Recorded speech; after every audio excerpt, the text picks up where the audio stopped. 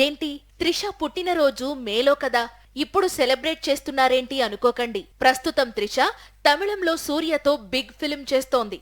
ఈ cinema సెట్లోనే Trisha film ఇండస్ట్రీలోకి వచ్చి 22 పూర్తయిన సందర్భంగా చిత్ర యూనిట్ సెలబ్రేషన్స్ నిర్వహించింది. లాంగ్ ఫిల్మ్ జర్నీకి త్రిషకు శుభాకాంక్షలు తెలియజేసింది. తమిళంలో స్టార్ హీరోలు ఎవరు అంటే కమల్, అజిత్, సూర్య, విజయ్ సేతుపతి ఇలా చెప్పుకుంటూ వెళితే పెద్ద లిస్ట్ అవుతుంది. ప్రస్తుతం త్రిష వీరందరితో నటిస్తోంది.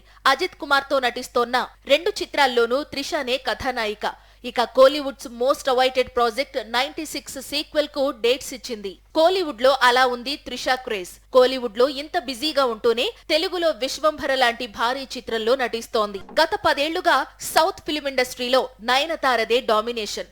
ఆమె దగ్గర డేట్స్ ఉన్నప్పుడే షూటింగ్, ప్రమోషన్ కు రాకపోయినా నో ఫోర్స్, అడిగినంత రెమ్యునరేషన్ ఇవ్వాల్సిందే. అందుకే దర్శకులందరూ నయన్ను కాదని త్రిష డేట్స్ కోసం ట్రై చేస్తున్నారు. పైగా త్రిష ఇప్పుడు సినిమాకు 12 కోట్లు డిమాండ్ చేస్తోందట.